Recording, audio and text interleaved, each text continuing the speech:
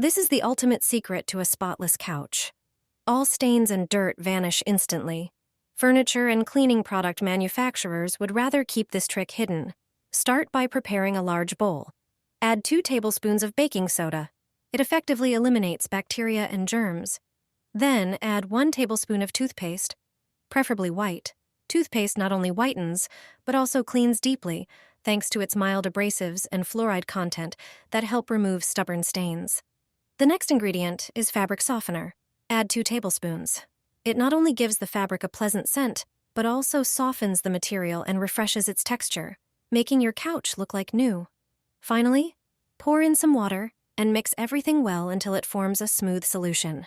Soak a clean towel or cloth in the mixture, then wring it out well.